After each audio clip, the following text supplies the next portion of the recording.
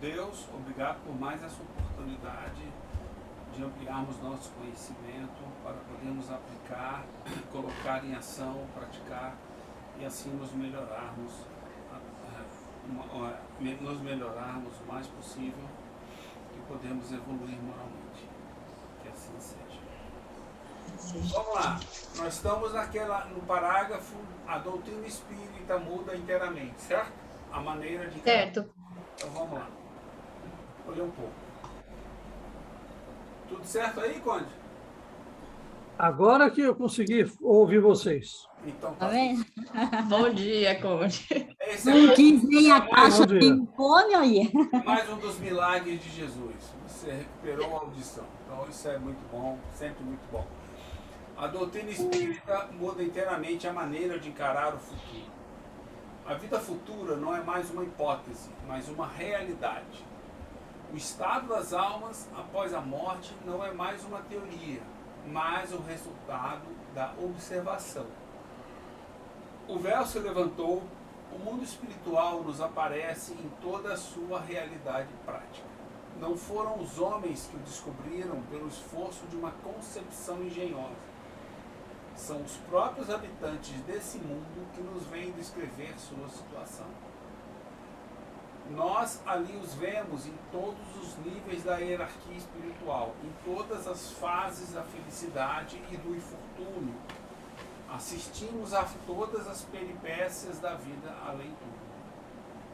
Aí está para o espírito a razão da calma com que encaram a morte, a serenidade de seus últimos instantes sobre a terra. O que o sustenta não é somente a esperança, mas a certeza. Eles sabem que a vida futura não é mais que a continuação da vida presente, em melhores condições. E a esperam com a mesma confiança com que aguardam o alvorecer, após uma noite de tempestade.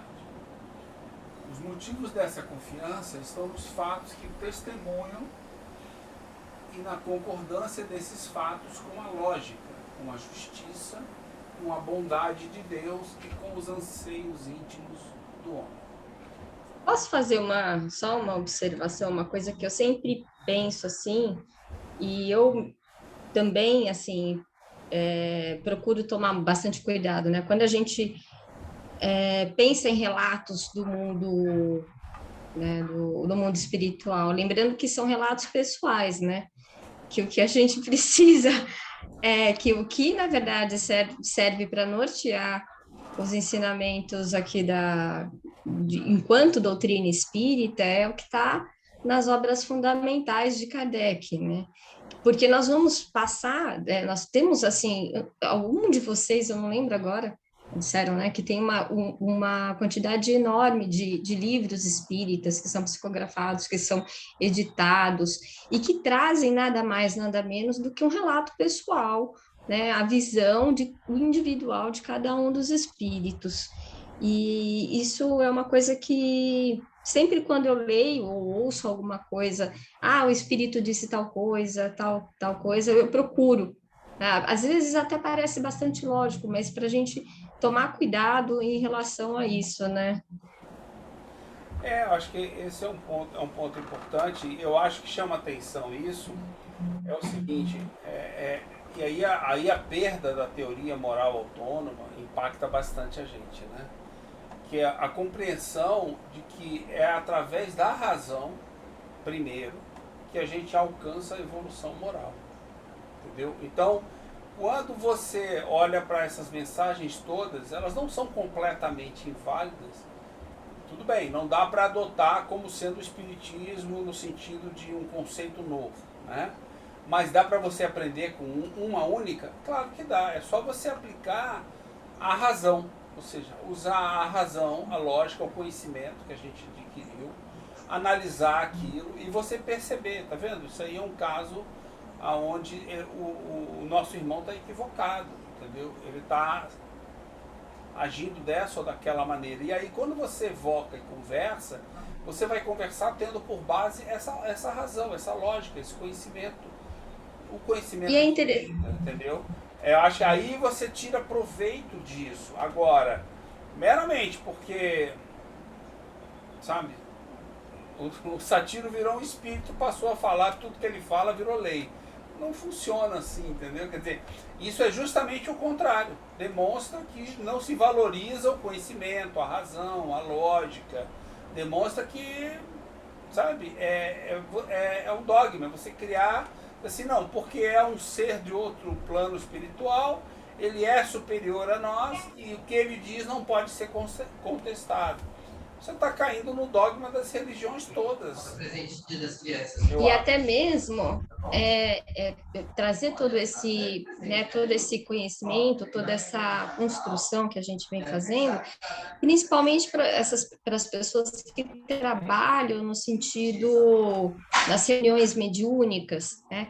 E muitas vezes, né, nessas reuniões mediúnicas, dizem relatos de espíritos, e eles trazem a sua visão, né, interior, e muitas vezes apegada à matéria, e no sentido até de ir esclarecendo. Eu não faço esse trabalho, mas conheço muitas pessoas que fazem esse trabalho de esclarecimento, e que o conhecimento, né, nesse sentido, ajuda a esclarecer o próprio espírito. Olha, amigo, né? Você está sentindo frio, mas será que é frio mesmo? E as pessoas... E cada um tem o seu jeitão. Eu vejo que tem pessoas que trazem relatos de trabalho bem interessantes e que cada um tem a sua técnica, mas que é importante, eu acho que a gente estudar para entender o que é uma visão, qual é a situação que o espírito ali está vivenciando naquele momento, se é uma ilusão ou se é um dado da realidade espiritual, que não deixa de ser dado da realidade espiritual para ele, né? Mas que ele está preso a uma ilusão. Acho que a grande dificuldade, talvez, de quem realiza esse trabalho é isso, né? Porque aquele espírito está sofrendo, está trazendo um relato de dor que na verdade não existe mais, e como abordar aquele espírito, fazê-lo perceber que aquilo é um resultado do apego à matéria, né? O resultado de uma ilusão, né? E trazer técnicas, né, para poder ajudá-lo a perceber que as coisas não são bem desse jeito. Mas por que isso acontece? Por que acontece? Porque criou-se um mercado editorial. Sim. Que quer ser criou-se de novidades. Então, o que é? Você criou um mercado comercial, criou um nicho econômico, não tem nada a ver com a doutrina. Aí, o que aparece? Parece aquelas fofocas, sabe? Parece o espírito a gente reproduz, né? A gente reproduz as revistas de fofoca no mundo espiritual. Pelo espírito de Sônia Abrão. Vai aí, Sônia Abrão, todos esses fofoqueiros de plantão, Nelson Rubens, tal, né? Porque o espírito vai dar uma comunicação. Aí a gente abre o Céu e o Inferno na segunda parte, primeira comunicação que tem do Sansão. É a primeira comunicação que abre o relato de todos eles. Sansão desencarnou em 62. O Céu e o Inferno, 65. Então, nota-se o quê? São 3 anos, se fosse analisar só a mensagem do Sansão, mas não é. Tem mensagens até um pouco mais anteriores à Sansão. A gente não sabe. Então, Kardec esperou quanto tempo para colocar as mensagens e fechar elas com um ensinamento? Aí não, hoje o espírito se comunica, vou pegar meu relato daqui. Aí vem relato tipo aquele lá, né? A menina está dizendo que tem banheiro no mundo espiritual. O pessoal pega e coloca e diz que tem banheiro. E aí você pega, o cara entra no centro espírita, um livro espírita para ler. Começa por Violeta na Janela. Conde, eu também não tenho experiência de grupo mediúnico, né? Nunca participei. Mas eu fico pensando, quer dizer, tenho pensado, né? Que o objetivo de uma reunião mediúnica também é estudar, por um lado, não só estudar e abusar do irmãozinho lá, mas também ajudar a que ele se eduque se ele quiser, para que ele comece a compreender as coisas com perguntas inteligentes, questionamentos que levem ele a pensar, tudo mais, para que ele possa alcançar uma compreensão maior, um conhecimento maior, e possa, obviamente, a partir desse conhecimento, por escolha dele, começar a fazer escolhas melhores e se melhorar. Satiro, o problema é o seguinte, eu não sei como é que funciona no Brasil todo, tá? Então vou dizer, por exemplo, lá no centro que eu frequento, tinha aquela tradição das sessões abertas. Isso é antigo para Dedéu, né?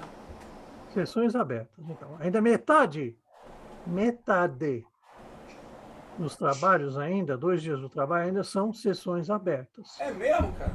Nossa. Ainda são, não conseguiu mudar. Porque é a tradição, que é a tradição. Então, aí você vem na sessão aberta. Eu vou dar uns exemplos que depois de muito tempo, né, depois que você vai amadurecendo, que no começo você aceitava aquilo lá porque é tradição.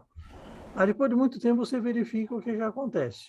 Uma pessoa nunca entrou na casa espírita. Nunca.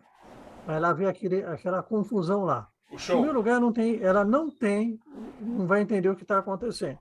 Não entendo. Uma parte que vai entender errada. Por exemplo, tinha um senhor lá que ia todas as quartas-feiras à noite, todas as quartas-feiras à noite, porque é o seguinte, ele vivia de aluguéis. Ele tinha muitos inquilinos. E os inquilinos não pagavam. Ele cismou que os inquilinos não pagavam, que os espíritos mandavam não pagar. Então ele ia lá para doutrinar os espíritos, os inquilinos pagar ele. Meu Deus. E ele era atendido lá. Não que a pessoa da sessão, que estava coordenando a sessão, fizesse por causa disso. Mas o intuito que ele ia lá era esse. E, logicamente, alguns espíritos davam, né, trela a essa história. Ou seja, os médiuns lá acabavam Falando disso. só ajudando o cara que vive de aluguéis. E lá. Outro caso que aconteceu, por exemplo. Então, outro caso que aconteceu, que é muito antigo lá, mas não serviu de alerta. Um casal nasceu, filho recém-nascido, o menino não parava de chorar, não parava de chorar, não parava de chorar. Levaram lá. O casal foi, o coordenador do trabalho chamou lá na frente, faz aquela coisa de colocar a mão, sabe? Como se fosse transportar para o médium o espírito. Sim. Tudo bem. Aí, o espírito se comunicou lá, realmente era uma criança que estava sendo perturbada por um espírito. Tanto é que a criança apaziguou depois disso. Aí, na outra semana, no mesmo trabalho, tinha uns 3, 4 casais com filho. Sim, recém-nascido lá. Bom, beleza, eu já pensei em levar o meu também. Então, aí vem. Aí o coordenador do trabalho, né, perguntou: o que vocês iam fazer assim? Nós viemos batizar nossos filhos também. Nossa. Bem isso. É isso que você falou mesmo, né, o Conde. Você entende? Mas uma coisa. A minha pergunta é o seguinte: bom, tudo bem. Aí ele já tem também sessões fechadas. Nas sessões fechadas, qual é o escopo, qual o objetivo de uma sessão de mediunidade? Continua tendo aquela ideia de que você, nota, eu acredito, isso é uma visão minha, não estou dizendo que é a visão, mas eu vejo assim. Quando você está conversando com os espíritos desencarnados, muitas vezes quem está sendo doutrinado é você, não é ele. Sim. Gostei, Conde. Não existe essa. Eu estou doutrinando, eu sou o bom santinho, eu entendo e vou tirar ele do sofrimento.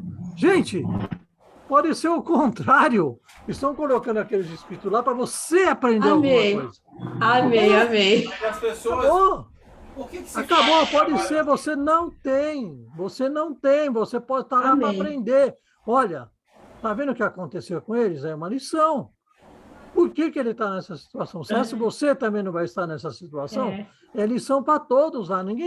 Quem está sendo doutrinado? Os dois lados. Mas assim, eu quero entender o Agora, seguinte. aceitar o termo doutrinação, que o pessoal está achando que o termo doutrinação é que nem um padre que vai te expulsar demônio. Isso que eu ia falar. Tem gente que está essa coisa aí, não é. É uma coisa para reflexão. Aí você pega e fala, mas os espíritos estão falando isso? Se você acreditar em tudo que os espíritos falam, você está sendo crédulo demais. Mas o espírito disse, e daí que disse? Ingênuo, né? O político disse na TV, você acredita? Tem gente que acredita. Mas assim, qual o objetivo que os centros têm, ou o seu centro, que você conhece? Quais são os objetivos que eles têm para se ter uma mediúnica? Uma reunião mediúnica? Ó, se Fechada, você fechada. pegar, por exemplo, eu vou falar dos centros assim que estão mais focados, que você nota que o trabalho deles eles acreditam que estão esclarecendo os desencarnados. Esclarecendo, isso aí eu já ouvi. Esclarecimento de desencarnados. Existe. Só que eles têm de ver o seguinte, é uma via dupla. O desencarnado está sendo esclarecido e você está muito mais ainda. Não, e o discurso que eu ouço muito, que eu fico... eu acho que no final também o conhecimento humano se manifesta de todas as maneiras. Mas você ouve muito aquele discurso através do Evangelho, né? Eles estão sendo esclarecidos através do Evangelho. É isso mesmo? É outra coisa, por exemplo, um recurso que eles usam muito. Eu vou falar do meu centro, não sei se lá nos outros usam. Tem um quadro de Jesus. Tudo bem, pode ter um quadro de Jesus lá atrás, mas de repente eles viram para o Espírito e falam assim: mentaliza a figura de Jesus. O Espírito recém desencarnou. Vamos imaginar que ele seja muçulmano, nunca ouviu falar de Jesus. Não vai. Que utilidade tem para esse espírito mentalizar a figura, a imagem de Jesus? Ah, o senhor não conhece?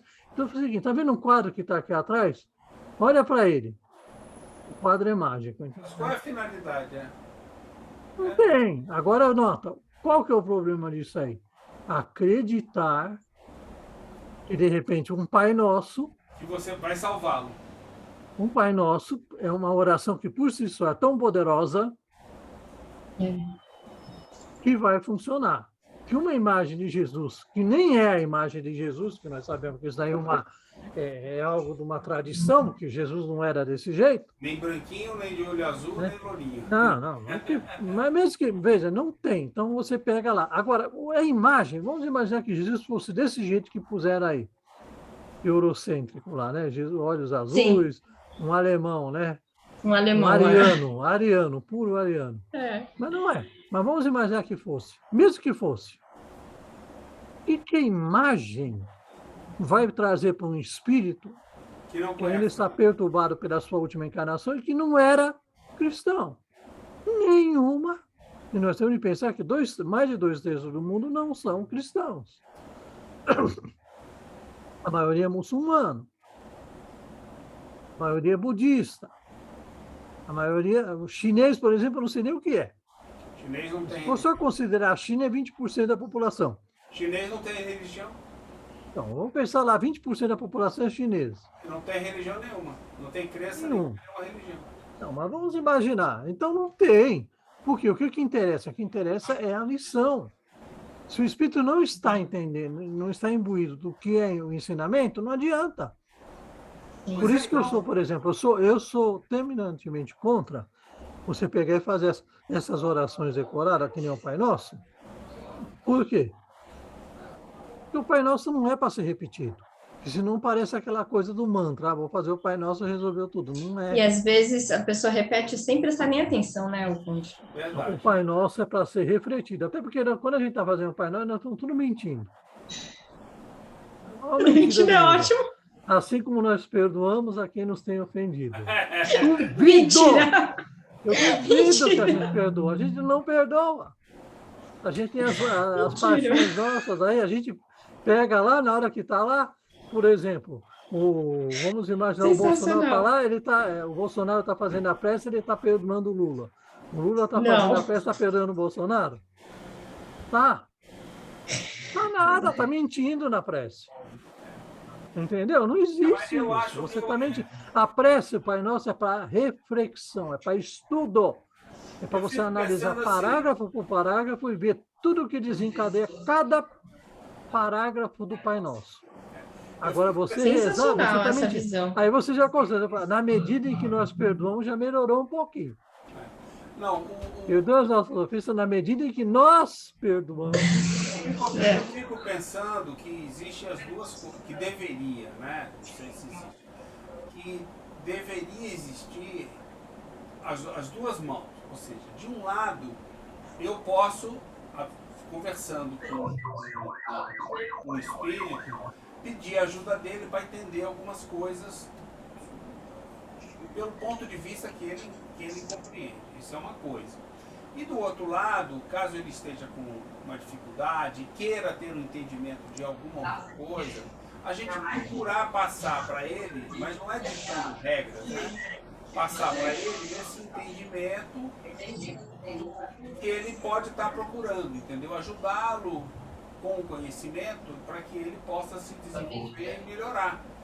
Eu acho que esse deveria ser o caminho de uma única. Então, ou seja, eu posso usar para estudar, para que ele aprenda, ou eu posso usar para que o irmãozinho aprenda um pouco. E nós sempre aprendemos juntos, na verdade, né? É um caminho de mão dupla. Eu aprendo, ele aprende. Eu não sou... exatamente como eu fico pensando, falo assim, pô, isso é exatamente como uma aula que a gente faz, entendeu? Onde um ajuda o outro e ele tem algumas experiências diferentes que eu não lembro e me ajudam a compreender sobre certo ângulo e eu tenho algum conhecimento que, obviamente, né, ninguém domina tudo, somos imperfeitos ainda. Nossa, eu achei muito legal essa visão. Eu acho que isso, para mim, é que devia ser o mediúnico, né? Como você falou, poxa, temos que aprender pelos dois lados, temos que nos abrir ao aprendizado e saber, ó, ele falou uma coisa que eu não estou entendendo, por que ele falou isso? Se tal coisa não existe, como é que ele falou isso? Pronto, já serviu para você se questionar, né? Fala, peraí, mas por que você está falando isso? Como é que você se sente? E aí ele vai dizer, né? Ele vai dizer que está sendo castigado, sei lá, que... Aí você começa a compreender com o que você sabe, reconhece, começa a compreender e pode conversar com ele, tentar, assim, não é uma questão de ajudá-lo, é uma questão de trocar conhecimentos, entendeu? Que valor. Você vai com essa visão, eu acho meio tacanha essa visão de hoje vamos ajudar os nossos irmãozinhos. Pelo amor de Deus, cara, quer dizer, sabe, se fosse isso mesmo, vamos para um lugar melhor, né? Vou lá para, como é que é, para Roma, né? Ficar junto do Papa ali, que aliás não tem gostado muito de ajudar as pessoas, né? Pá, sai, não segura em mim, não toca, peraí. Né? Você viu do Papa? Viu que a mulher... Sim, chinesa, um tempo atrás aí, As chinesas são tão poucos que são católicos lá, mas tem, né? Meteu a mão nele, pá, deu um esporro na mulher, que a mulher acho que nunca mais toca em ninguém, entendeu? Nunca mais toca em ninguém. Assim, eu vou pra lá, quer dizer, se for pra poder ficar agindo assim, eu vou pra um lugar desse. Não faz sentido. Eu achei, assim, muito legal, Conde, isso que você falou, porque é verdade, né?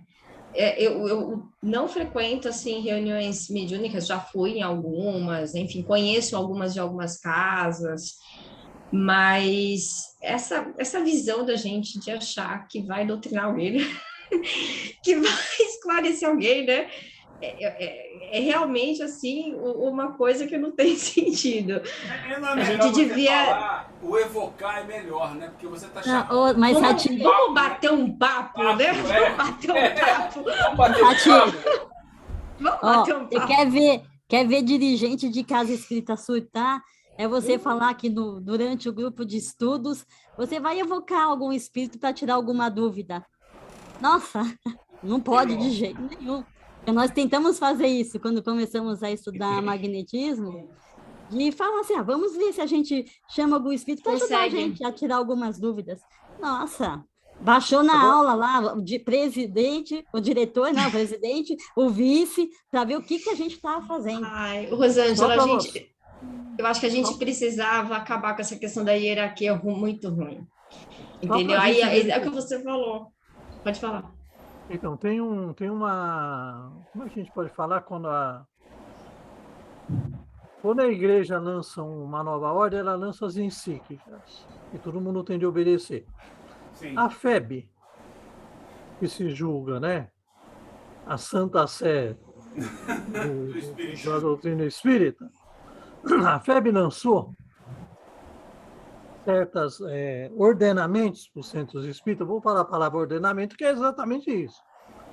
Eu vi não me lembro qual dos Campetti foi, porque são dois irmãos Campetti lá, da parte doutrinária. Um deles lançou dizendo o seguinte, que deveria, nesse caso específico que a Rosângela citou, deveria se optar por seguir Emmanuel e não Kardec. Ou seja, não se deve evocar espíritos, mas sim aguardar sua manifestação espontânea, Ah, sim. como prega Isso eu Emmanuel. já vi, eu já vi. Agora, que Emmanuel é esse, eu não sei. Provavelmente deve ser o Emmanuel que eles editaram lá, né? Que a gente vai saber como que foi editado, Não, né? e Mas tudo bem. eu Então, eles pegam e criticam. Por que isso? Eu fico me perguntando. Por quê? Que é espontâneo. Nossa, se a gente tiver merecimento, vem espontâneo. Não, o pior é quando a gente pede orientação e depois a gente vai discutir a orientação. Né? A gente começou a fazer isso, né? A gente reunia uma vez por cada, com o nome de todo mundo e pedia orientação. Só que às vezes a gente recebia uma orientação que não estava de acordo com o que a gente via da pessoa que a gente atendia. A gente não seguia. Nossa, ué, mas o espírito não falou que era para dar alta ou que era para fazer não sei o quê? Então, é complicado, né? Eu acho que... Mas eu acho que essa discussão é válida, entendeu? Porque a gente, bom, para a gente reformular a forma como a gente vê muita coisa, né? E, aliás... Não, até questionar a orientação, né? Pô, o espírito falou isso, mas... Orientação de quem, né? Orientação de quem? Quer dizer, eu nunca Então, vi uma obra de Kardec dizer como fazer uma reunião mediúnica. Né? Ou seja, como fazer um passe, como fazer um atendimento fraterno. E aí você começa, entendeu?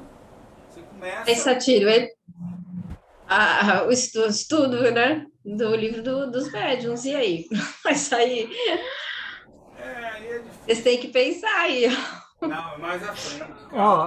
eu fui expulsa do curso de médiuns, então tô fora. Calma que... Ô, Angela, fica tranquila, porque eu também seria expulsa. Vamos estudar um pouco mais aqui. Estamos alinhadas, tá? Mais adiante vai ter o livro dos médiuns, está na lista aí. O pior vai ser o Evangelho. Mas a gente está se preparando para o Evangelho já e depois vamos para o livro dos médiuns. Bom, vamos ler mais um pouquinho? Sim. Vamos lá. Além disso, a crença comum situa as almas em regiões acessíveis apenas escassamente ao pensamento, onde se tornam, de alguma sorte, alheias aos vivos. A própria igreja coloca entre as almas e os vivos uma barreira intransponível, declarando que todas as relações estão desfeitas, que qualquer comunicação é impossível. Se as almas estão no inferno, toda a esperança de revê-las está perdida para sempre, a menos que se vá para lá. Se as almas estão entre os eleitos, encontram-se completamente absortas em sua beatitude contemplativa.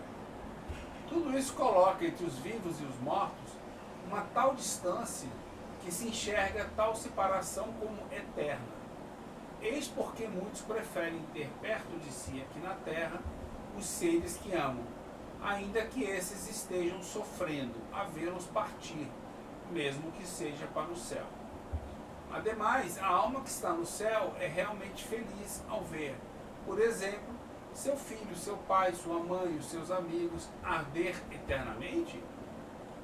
Para os espíritos, a alma não é mais uma abstração.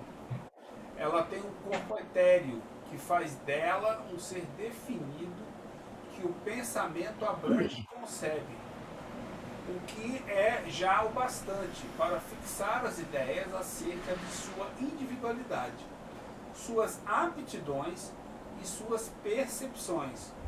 A lembrança daquele que nos são caros fundamenta-se em algo real. Não os representamos mais como chamas fugidias que nada falam ao pensamento, mas sob uma forma definida que a nós os mostra mais claramente como criaturas vivas. Além disso, em lugar de estarem perdidos nas profundezas do espaço, eles estão à nossa volta. O mundo corporal e o mundo espiritual estão em perpétua conexão e se assistem mutuamente, não sendo mais permitida a dúvida sobre o futuro. O medo da morte não tem mais razão de ser. Enfrenta-se a morte a sangue frio, com uma libertação como a porta da vida e não como a do nada. Nota, né? No mundo novo, quando a compreensão do mundo espiritual e da moral autônoma tornarem-se parte do conhecimento compreendido e aceito, e a regeneração da humanidade estiver em curso, a morte vai ganhar novo significado. O instante de passagem é uma nota, né, de um mundo a outro, do mesmo modo que o nascimento. Não haverá sentido para medo, desespero e insegurança pela separação. Enfim, encarnados e desencarnados são dois estados de uma só sociedade humana. Nota do editor. Gente, assim, uma coisa que nós lemos aqui, né, que eu achei, acho que é interessante a gente sempre pensar, ele coloca aqui num outro parágrafo, não nesses últimos, né? Aí está para os espíritas a razão da calma com que se encaram a morte, da serenidade dos seus últimos instantes sobre a terra. A gente sabe que não basta ser espírita, né? Não. Na verdade, exatamente, é a incorporação desse conhecimento, né, de que a vida continua e que nós não estamos, né, aqui como é realmente desesperador, né, para uma pessoa pensar que vai estar separada eternamente daquela pessoa que ama, porque vai estar um ardendo no inferno, o outro vai estar lá cantando, tocando harpa, sei lá, fazendo o quê, né, no céu. E então, eu achei assim, né, é desesperador e realmente a gente incorporar esse conhecimento em nós, eu acredito que dá realmente uma tranquilidade maior na passagem. Eu falo porque eu acho que só passando a gente pode atestar se realmente, né, qual que é o nosso estado, né, interior, de compreensão disto, né?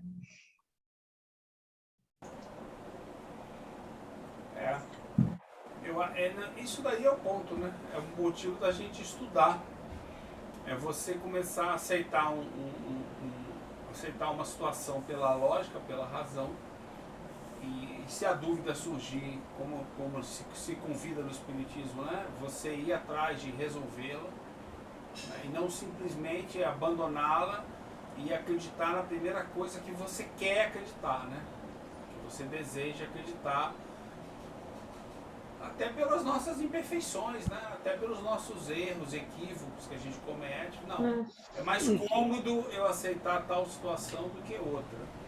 E por aí a gente vai seguindo, vai fazendo. Mas isso aí é um processo, não é um fim em si, né? Não basta saber isso. Saber não basta nunca, né? Praticar é que é o difícil, né? Na hora que você perde um familiar, como é que você reagiu? Faz sentido fazer aquelas coisas que você está fazendo, ou sempre fez, ou que você está vendo as pessoas fazerem? Isso ajuda de alguma forma ou isso prejudica? Como é que é isso? Entendeu? Qual o conhecimento que está por trás disso daí? O conhecimento de que a vida acaba e a pessoa vai para o inferno e vai sofrer, né? Ou então vai morrer de tédio no céu, ou o conhecimento de que ele vai, ele volta, ele está com a gente vai estar com ele em breve, ele retornou para uma família espiritual que a gente pertence, e que é bem diferente, né? Quer dizer, o nosso tempo aqui ele é finito, né? Nossa vida não é material. Eu acho que esse é o ponto mais difícil, as pessoas entenderem que a vida do espírito, nossa vida é espiritual, logo ela não é material. Esse é o ponto mais complicado, porque é fácil você esquecer, né? Nós estamos aqui no material, pegando as coisas, vendo as coisas, mas não tem que haver mesmo a compreensão. Acho que essa que é a parte mais complicada de você perceber, né? Pelo menos para mim né? A gente se pega pensando bobagem, pensando coisa que não faz sentido, né? Não faz o menor sentido fazer isso, pensar daquela maneira, ou esperar, ou sabe? Não sei. Pensar numa vida, né? Uma existência contínua, né? Que aqui é uma fase só, uma etapa, é só um momento, né? E que depois a gente vai continuar. Eu acho que é bem assim interessante. Às vezes eu procuro assim, no turbilhão das coisas, pensar isso, falar, não, tudo, as coisas são circunstanciais, o que está acontecendo agora é circunstancial, né? Vai passar, vamos tocar, e as coisas vão se transformar, porque tudo que está aqui na Terra são circunstâncias, né? A gente passa por circunstâncias boas, circunstâncias ruins, e agindo da melhor forma que a gente consiga fazer, né? Que a gente saiba Mas não é fazer, uma né? questão de só agir da melhor forma, e sim até aprender a agir da melhor forma. Porque tem hora que você age, tem hora que você aprende uma nova maneira e faz diferente. Então, Até através de erros, né? A gente erra e depois fala, poxa, não foi fazer legal. melhor. Eu acho que é buscar sempre fazer melhor. Porque tem Não muito espaço foi para legal que foi feito. Uma outra coisa que eu achei interessante é fazer um link, porque a gente fala tanto, né, que nós vemos aqui no Céu e Inferno essa questão da ausência do sofrimento físico, né, pelo espírito. E isso não está, né, só no Céu e Inferno, né? Por exemplo, aqui no Livro dos Espíritos, na pergunta 257, ele também fala, né? O espírito pode sofrer, mas esse sofrimento não é corporal, né? Também não sofre mais no inverno do que no verão. Temos visto através de chamas, sem experimentar qualquer dor. Então, essa questão da ausência de questões aí de frio, de calor, de sentimento, aliás, de sentido físico, não está só no céu e inferno, né? Ele coloca aqui o perispírito, né? Que ele coloca que pelo perispírito é que as sensações agradáveis, da mesma forma, quando nós estamos encarnados, da mesma forma que as desagradáveis se transmitem ao espírito, sendo espírito puro, inacessível a umas, deve ser igualmente às outras. Então, ele pontua essa questão do perispírito, enquanto nós estamos encarnados, ser a ponte, né, de transmissão de sensações, mas quando desencarnados, né, os sofrimentos, o espírito já não tem mais essa sensação física. Se o tem e o narra, e que para ele é uma questão, né, muito forte, é uma ilusão. Então, não está só aqui, né? Só para a gente ter isso. Para mim, né? Eu penso muito nisso. Eu faço muito link porque para mim eu tenho essa necessidade de estudo, gente. De fazer esses links. Eu tenho reparado muito, eu tenho batido muito numa tecla ultimamente, e para mim mesmo, né? Mas nos estudos eu comento, e eu tenho reparado, porque a gente presta atenção, né? Como o movimento espírita se apega a isso, né? É a questão das emoções, né? Se valoriza as emoções, que nada mais é que algo ligado ao corpo material. Ou se valoriza as emoções, e inclusive se entra no equívoco, quer dizer, como a teoria moral faz falta pra gente, né? De que a felicidade é uma emoção. Eu já vi, um estado físico. A felicidade é uma emoção, e que as emoções devem ser cultivadas. Você tem que cultivar a emoção. Eu já ouvi espírita palestrar falando isso, entendeu?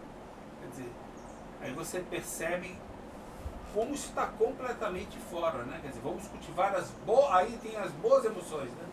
Obviamente, a alegria, né? Sabe o que eu acho, Satiro?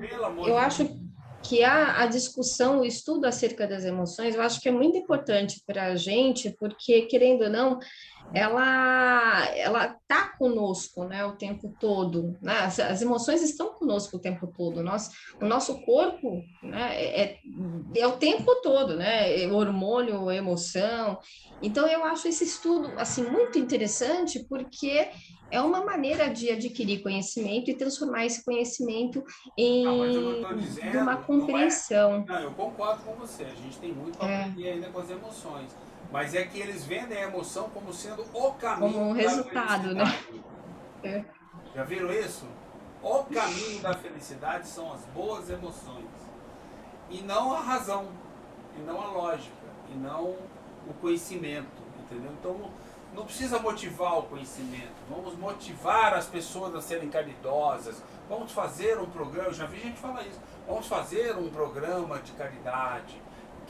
Qual programa nós faremos de caridade? Você está trabalhando a emoção, entendeu? Como se fosse foco na emoção. Aí fica assim, eu não sei, assim. Como é diferente do que o espiritismo é, entendeu? E que é muito parecido com a igreja, né? É isso que eu ia falar. A igreja é isso que eu ia falar. A igreja traz isso, Satílio. Entendeu? A religião traz isso. Até, na verdade, eu ia falar o seguinte, vocês vão poder falar melhor do que eu, mas eu acho que o que nós temos de conhecimento que questiona isso e tenta romper é algumas correntes filosóficas, porque dentro da religião a gente vê isso. E várias religiões. É isso, de várias maneiras diferentes. Todas as religiões fazem caridade, trabalham essa questão da alegria. Todas elas. Cânticos, músicas, vamos nos elevar. Olha, nos elevar. Aí tudo é para elevar. Tudo que é bom é para elevar. Tudo que é ruim é para rebaixar. Não. É isso que eu ia falar. Baixar nosso pensamento. Como se o pensamento fosse controlado pela emoção. Isso é bom. Meu Deus, sabe? Isso me chama muita atenção. Cada dia mais isso me chama a atenção quando as pessoas, no discurso das pessoas. Você fala, caramba, é muito pior do que eu imaginava, entendeu? Eu achava que era tanto e é muito pior. E o enfrentamento, por exemplo, dos nossos conflitos, daquilo que a gente pensa de equivocado, de estar refazendo, vira aquilo que você falou, não evita o mau pensamento, evita o conflito. E às vezes não que a gente tenha que se conflitar com o outro, né? Mas nós temos que ouvir, né, diversas vozes realmente, e aquilo às vezes vai trazer um conflito interior, mas é justamente para que você pense, né? Quando a gente se depara com alguém que pensa diferente, tem duas alternativas. Eu tenho um colega que ele fala assim, que eu acho muito interessante, tem duas alternativas. Ou você vai confirmar aquilo que você pensa, ou você vai fazer um exercício de raciocínio para pensar, poxa, será que eu estou tão certo assim? E aí você vai modificando seu pensamento. Tem uma coisa engraçada, pra você ver como as pessoas não gostam de pensar. Eu vou te dar mais uma aí, você vai ficar assustada. Tem muita gente, mesmo quando concorda com o seu pensamento, a pessoa concorda com o seu pensamento, mas para ir mais fundo e ver como ela age. Completamente diferente da concordância que ela acabou de aplicar. Né? Infelizmente, eu conheço bastante, a gente conhece bastante. Não, aí você olha assim, coça a cabeça e fala assim, poxa, achei que ela ia ter alguma dúvida. Não tem. Ela tem certeza absoluta de que o pensamento é aquele e que a ação proveniente daquele pensamento é o que ela faz. E eu já questionei algumas pessoas, então você está falando isso, tal coisa, como é que fica tal coisa? Mas aí ela construiu um pensamento que eu falei, meu Deus, ela justificar aquilo, né? Não. Para continuar, né? Ela fala de um lado e vai para o lado oposto na ação e se justifica. Justifica. Que loucura. Aí é o que eu estou te falando, desculpa, mas é muito engraçado, porque a pessoa fala assim, porque no final eu me sinto bem. A justificativa da ação é porque ela se sente bem, entendeu? Ou seja, é uma emoção, né? Não tem lógica nenhuma, é uma emoção, não tem lógica. Emoção. É óbvio, não há lógica no que ela falou, ela não junta A com B, entendeu? CRA com CRE, ela não junta as coisas. Eu acho que emoção, ela faz, aí faz o oposto do que ela falou e ela se sente bem, pronto, tá justificada, agora eu vou agir dessa maneira, pô. Pelo amor de Deus. Eu acho que é por isso que a gente precisa aprofundar, né? E ler, reler, estudar, porque para a gente começar, exatamente, para a gente dar profundidade naquilo que a gente está falando e falar, poxa, o que eu ando fazendo tá de acordo com aquilo que eu ando falando? Eu chego lá e falo na frente de não sei quantas pessoas, e aí eu faço completamente diferente daquilo que eu estou falando. Mas esse questionamento, a minha impressão, me corrija se eu estiver errado, mas esse questionamento de eu faço aquilo que eu falo, não é o questionamento que a maioria das pessoas tem. Tanto que elas, quando ouvem, a minha impressão é que elas não compreendem o que estão ouvindo. Por isso que eu falo. Acho. Eu acho. Eu acho que é difícil às vezes, realmente. Tem coisas que é difícil a gente colocar, É difícil. Não é? né, fazer o que a gente está falando, mas a gente tem que tentar, né? Se eu me proponho a falar de determinada coisa, eu acho que eu tenho que tentar. Pode sair assim, uma porcaria a primeira vez, vai ficar ruim da segunda, Uma hora o vai bolo, ficar assim, uma hora muito acerta o tempo. bolo.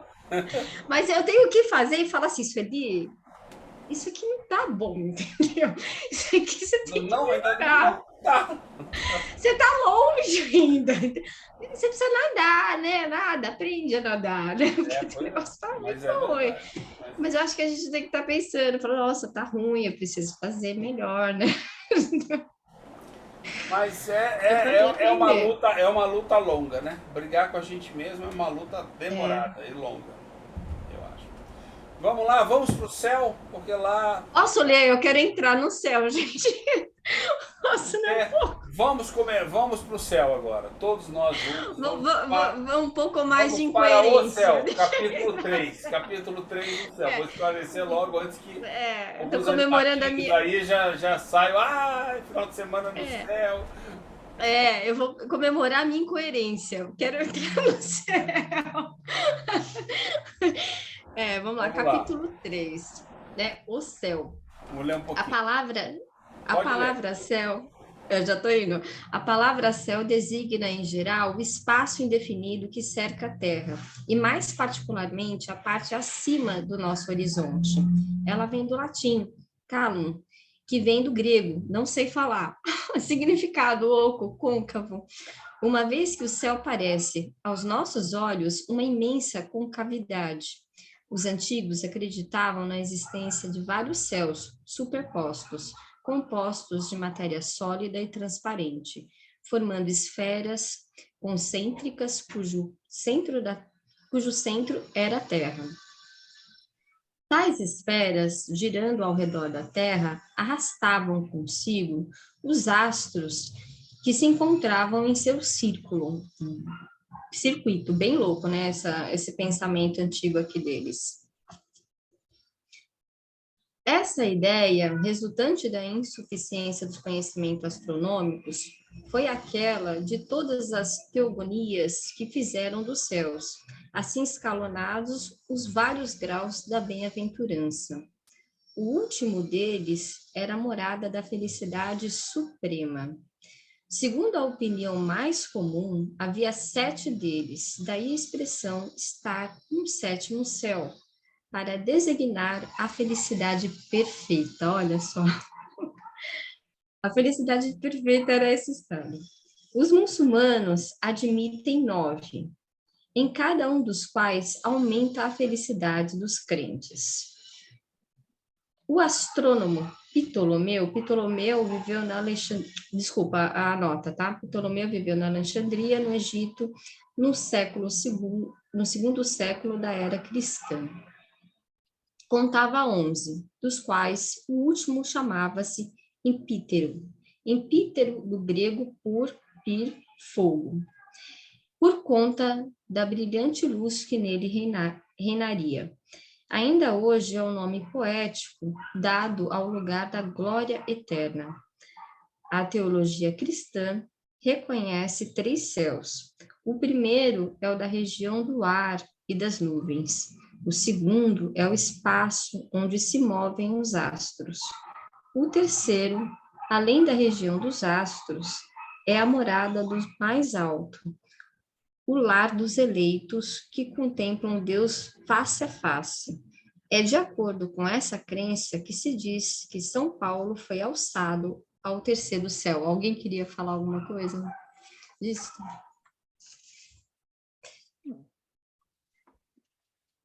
Não? Então, as diversas doutrinas que se referem à morada dos bem-aventurados baseiam-se todas no erro duplo de que a Terra é o centro do universo, de que a região dos astros é limitada. É para além desse limite imaginário que todas colocaram na estância afortunada e a morada do Todo-Poderoso. Singular anomalia que situa o autor de todas as coisas, aquele que as governa todas, nos confins da criação, em lugar de colocá-lo no centro, de onde a radiação do seu pensamento poderia se estender a tudo. Posso continuar? Pode. A ciência, com a lógica inexorável dos fatos e da observação, levou a luz até as profundezas do espaço e mostrou o vazio de todas essas teorias. A Terra não é mais o centro do universo, mas um dos mais diminutos astros girando na imensidão. O próprio Sol é apenas o centro de um turbilhão planetário. As estrelas são inumeráveis sóis, em torno dos quais circulam mundos incontáveis, separados por distâncias que o pensamento custosamente aprende, ainda que para nós eles pareçam se tocar.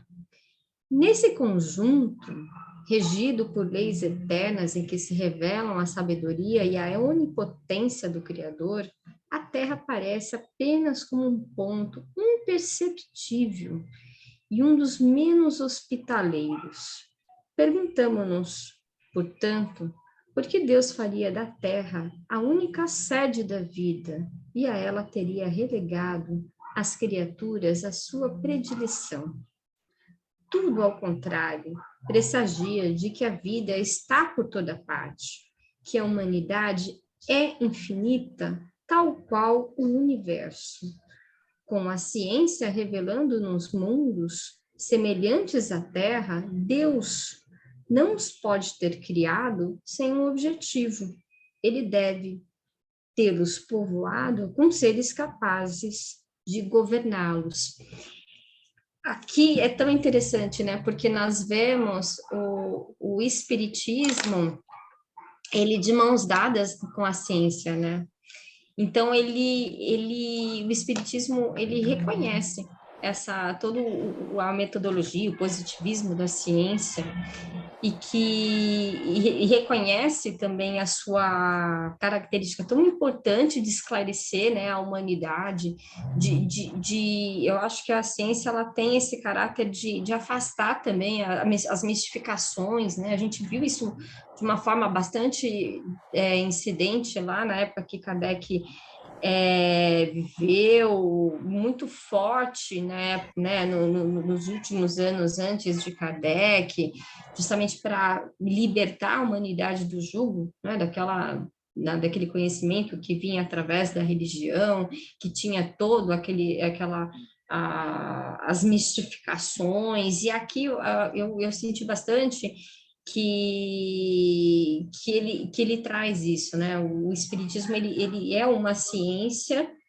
e portanto tem em si esse pacto, né? De caminhar juntos, né? Com a ciência. E aí traz aquela coisa que você falou, né? O Satiro dos multiversos também, não só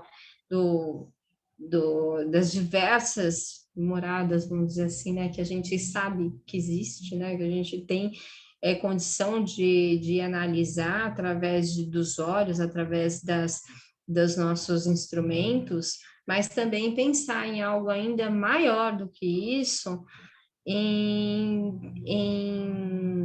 certas faixas que a gente não pode apreciar, né? Mas que não deixam de existir só porque nós não podemos apreciar. Eu acho que só tem que tomar cuidado aí, né, com esse final, que a gente tem que estudar e compreender que existe. Mas também parar aí, né? Não seguir adiante construindo em cima do multiverso uma cidade planetária onde finalmente André Luiz alcançou, né, o resplendor da vida. Não. A gente sabe que estamos indo para essa direção. A ciência mostra isso. Quer dizer, é aquilo que eu digo, quer dizer, o espiritismo trabalha em cima da razão, parte da razão, entendeu? Ele parte da lógica e da razão. Então, se você acredita em alguma coisa que você não sabe explicar, você não é espírita, entendeu? Você tem que saber explicar. Porque senão, como é que você está acreditando numa coisa? Você está seguindo os dogmas das diferentes religiões que existem. Então, por isso que a gente tem que entender, né? Porque, sabe, mas é óbvio que Adão e Eva não existiram. É óbvio que tudo é óbvio. Mas as pessoas partem da ideia do pecado original, que está tudo lá em Adão e Eva, entendeu? Quer dizer, se elas realmente tiraram essa obviedade, elas têm que sair e desconstruindo o pensamento. Mas ele sequer sabe que esse pensamento está conectado, então não vai desconstruir. Por quê? Porque as religiões não vão apelar para a razão. Nenhuma delas apela para a razão. Entendeu? Nenhuma delas. Não sabe te explicar os conceitos básicos, entendeu? Dentro da religião que eles têm. Porque eles não estão interessados nisso. Nunca tiveram, porque são heterônimos. Isso tem as ordenações, né? Isso é inconveniente. Não é para discutir, né? Eu já ouvi de pessoas que são adeptas a religiões, assim, não, isso não é para, né, a gente discutir. Não, e assim, eu já ouvi isso de espírita, aí, tanto que tem uma pergunta que eu acho que é pertinente você fazer para espíritas, né? Os outros deixa para lá, mas assim, como é que você entende o espiritismo se você não estuda? E se você não questiona, né? Desculpa, mas eu quero entender como é que você entende se você não estuda.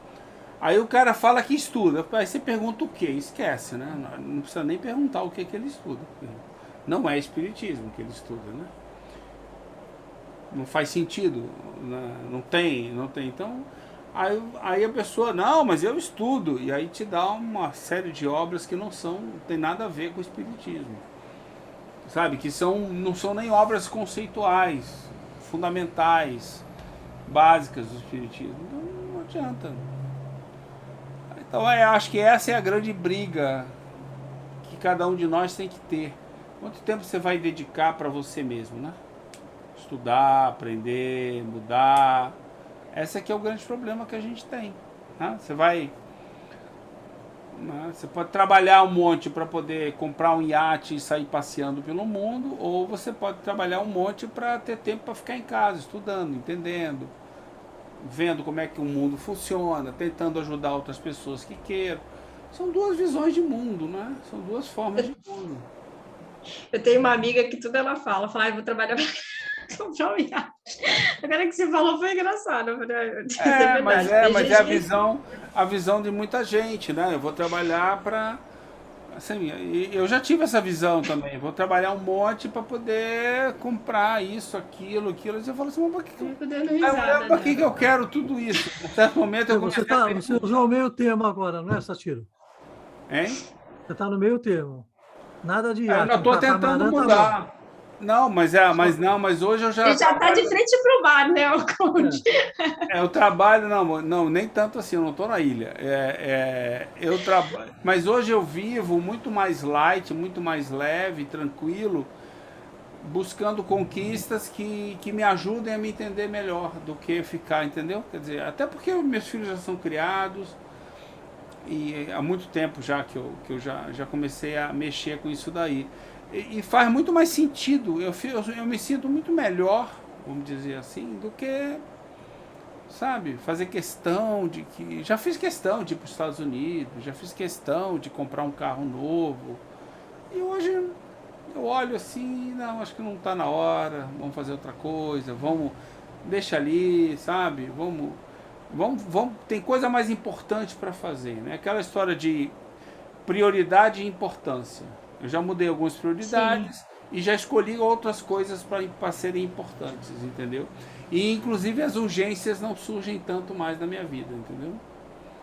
É engraçado as urgências, né? Elas vão se... Elas não surgem mais. Se você focar no importante, ressignifica. E aí o que para todo mundo é urgente, às vezes para mim não é urgente, entendeu? Tem outras coisas mais importantes e aquela urgência não existe. Então, fazer o quê? É devagar, né? É devagar que você vai tentando Porque no final o resultado não se mostra, não é para mostrar para os outros. O resultado é para que você se sinta melhor. Uma construção, né, É uma interior. construção A gente interior, justamente, entendeu? Então, falar o que que eu, né, tenho construído né, interiormente, né, justamente. para mim mesmo. E outra coisa que eu achei assim que nesse parágrafo também ele trouxe, que é bem interessante, é o egoísmo, né, nosso, né, do ser humano, e ter, né, expressado isso, se colocando no centro do universo, né, de tudo girando em nosso, Mas eu no acho que nosso Mas eu redor, acho que ao isso nosso redor, daí né. tem um resquício no início do conhecimento humano, entendeu? Tá. Onde a gente analisava aquilo que a gente via. Mas olha que engraçado, Satiro, quando a gente coloca as nossas urgências em primeiro lugar, né? A gente está girando o quê? Está todo mundo girando ao nosso redor. Não, Então, por mais que é uma coisa você quer ver uma que... coisa que vai pirar? Por que a sua família é o mais importante? Ela tem que girar ao seu redor? É, São os seus principais espíritos na sua vida? então, Olha só, olha o universo no mundo pequenininho aí. Entendeu? Não que não seja importante, mas eu estou dizendo o seguinte, nessa vida é o que a gente tem mais próximo, o primeiro. Mas é muito mais como algo que a gente vai... É um conjunto de espíritos que estão reunidos e que têm afinidades. E podem se ajudar de uma forma ou de outra, entendeu?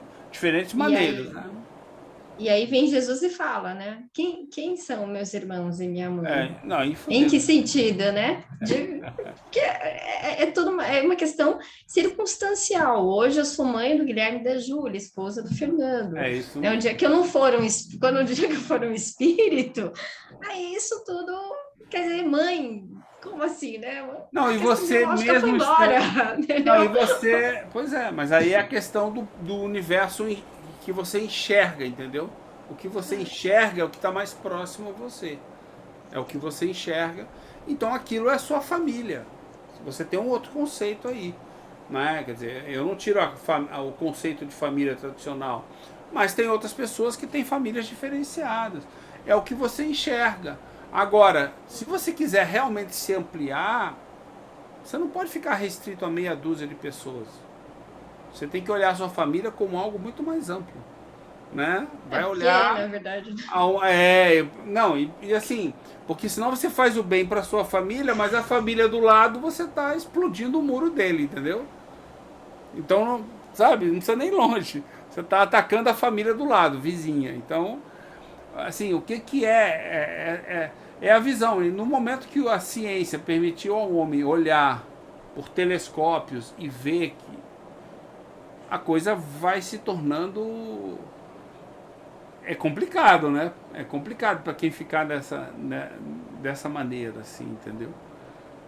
Não, quer dizer... É engraçado, porque em toda a natureza, se a gente for observando e com conhecimento adquirido, a gente vai percebendo que esses conceitos que nós levávamos e que hoje a gente já reconhece que não funciona assim, de alguma maneira ainda nós mantemos no nosso...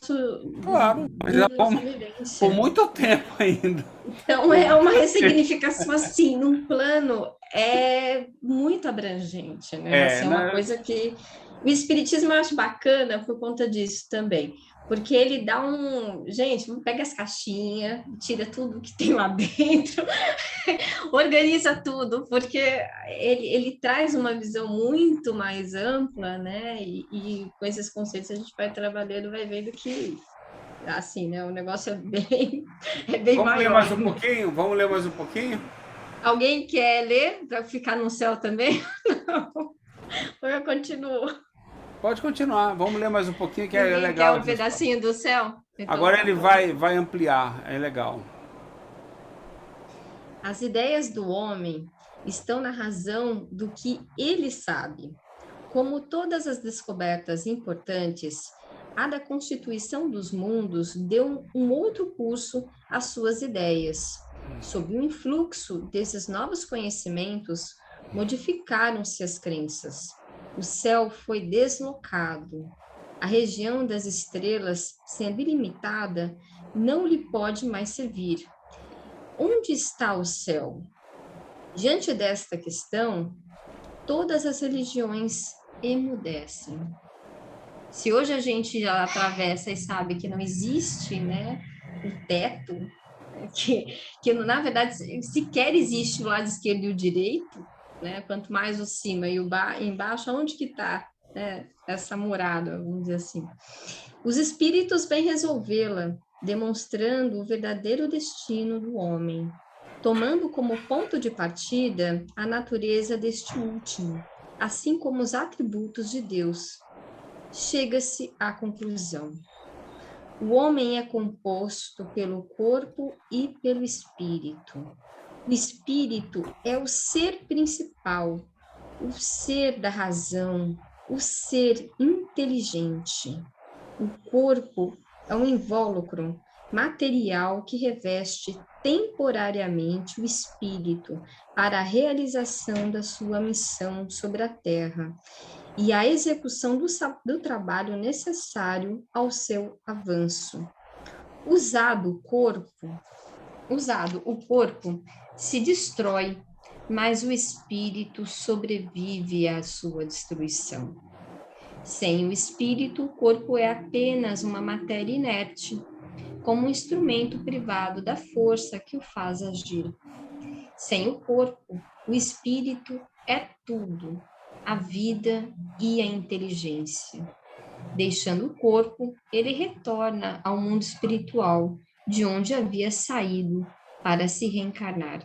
E a gente já vê isso, né? Quando nós percebemos a morte cerebral, por exemplo, quando os médicos constatam a morte cerebral, a gente vê o quê, né? Um instrumento privado da individualidade, né? Que é o espírito mesmo. E aí ele traz essa ideia de que nós somos, né, seres espirituais vivendo, né, uma experiência material. Posso continuar? Vamos, vocês querem falar? Pode? Há, portanto, o mundo corporal, composto pelos espíritos encarnados, e o mundo espiritual, formado pelos espíritos desencarnados. Os seres do mundo corporal, por conta do seu invólucro material, estão ligados à Terra ou a um planeta qualquer. O mundo espiritual está por toda parte, em torno de nós e no espaço, sem nenhum limite estabelecido. Nota da editora. No pensamento dogmático, o sofrimento após a morte é a dor física, causada pelas impressões de um ambiente tomado pelo fogo e demais torturas. Já o céu estaria representado por prazeres e alegrias, causado pelo ambiente benfazejo. Segundo o Espiritismo, o mundo espiritual não causa impressões físicas, e a condição de felicidade ou infelicidade do espírito é determinada por seu estado evolutivo.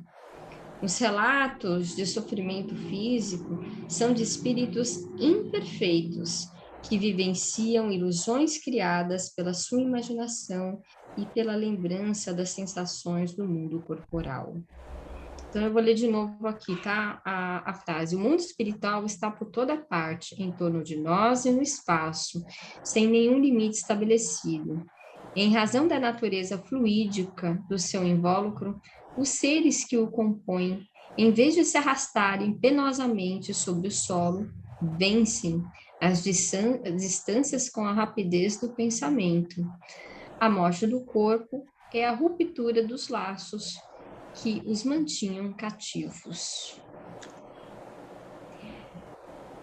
Os espíritos são criados simples e ignorantes, mas com aptidão para tudo conquistar e para progredir, em virtude do seu livre-arbítrio.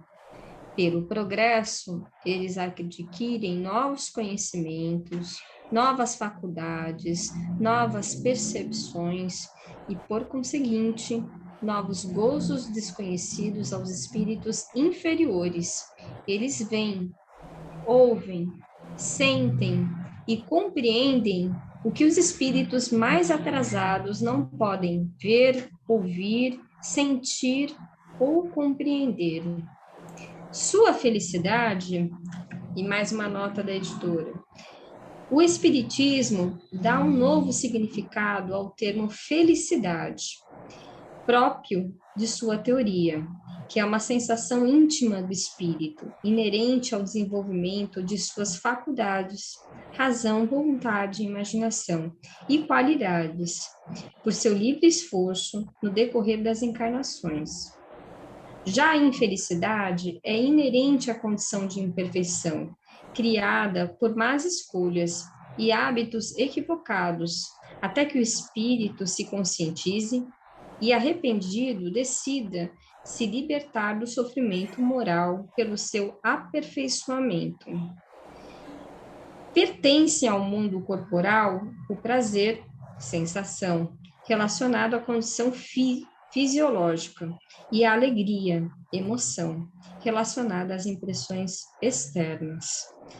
A felicidade, por sua vez, é uma condição adquirida pelo espírito em fases progressivas, não decorrendo, portanto, de localização, circunstâncias ou impressões exteriores.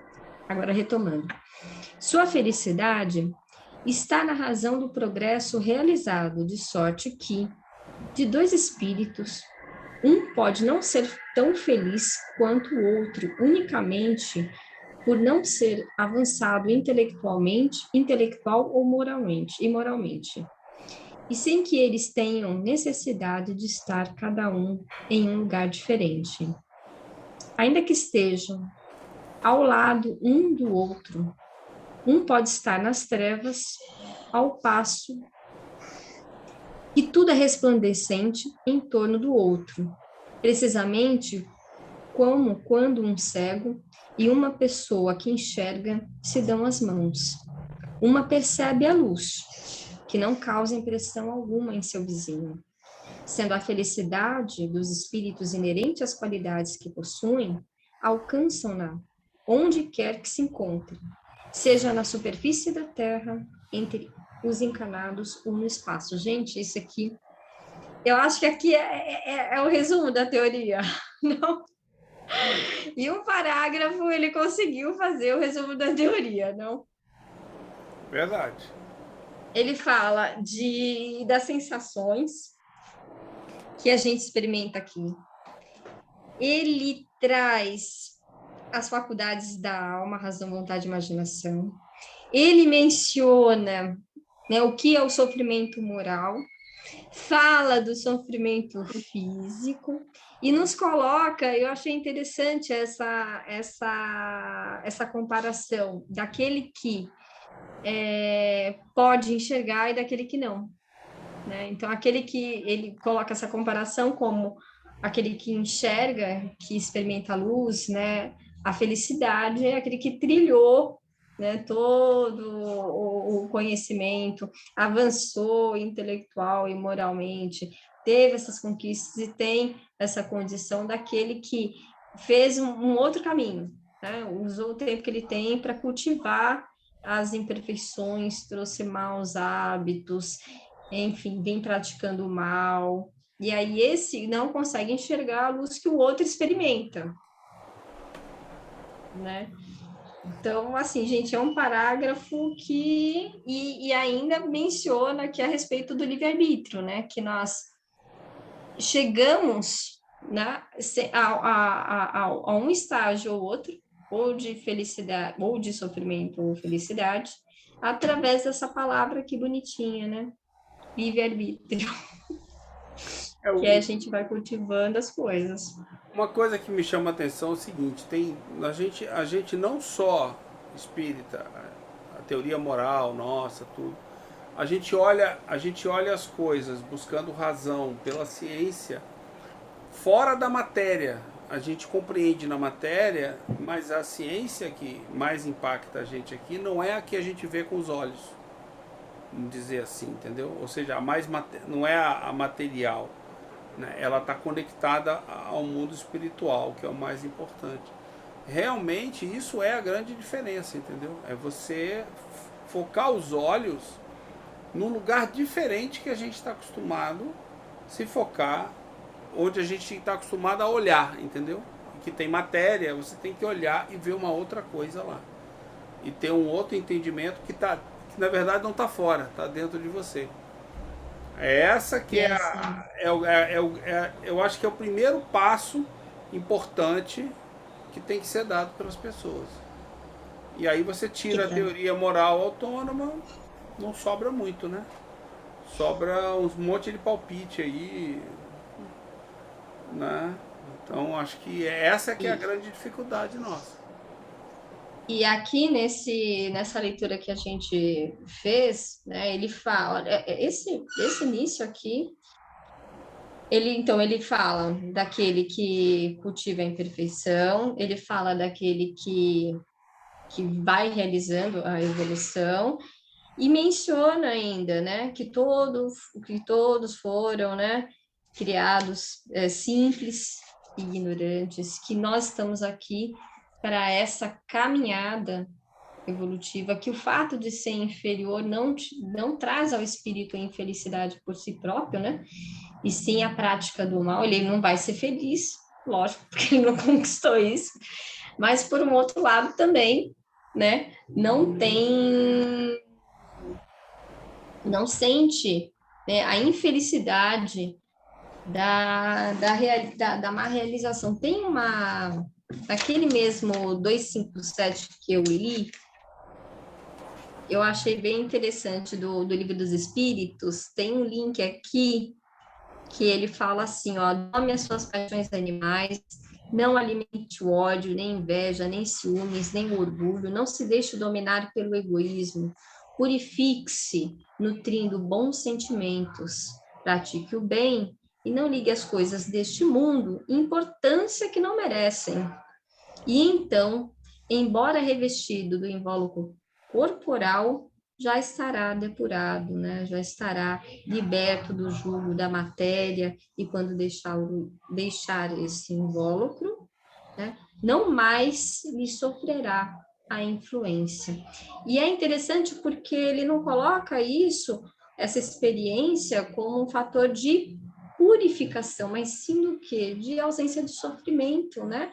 De uma caminhada evolutiva que seja equilibrada, né? Que seja condizente ao quê? Ao desenvolvimento da inteligência e da moral, porque todos nós estamos aqui, né, para desenvolver inteligência e moral, e já acho um grande desafio para todos, né, para todos os espíritos. E aí, quando nós nos desviamos através do nosso livre-arbítrio, e aí a gente acaba encerrando, né, nessa questão do ódio, da inveja, dos ciúmes, do orgulho, como ele coloca, nós criamos um fator maior de dificuldade ainda, né, para a nossa evolução, e aí trazemos todo esse sofrimento, né? Bem dito.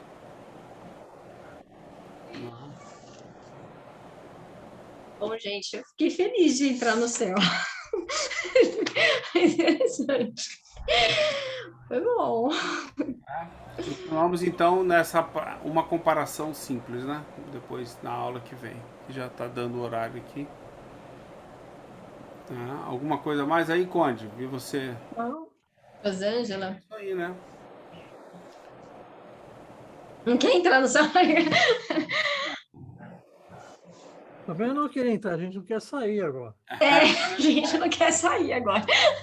25 estudos depois, ainda estamos no céu. Estamos no céu. A gente não passou do céu, Paulo. Desculpa, mas ele não vai. Não resolveu. A gente não consegue sair do céu. Continuando do céu. É um capítulo difícil, que a gente gosta de estudar.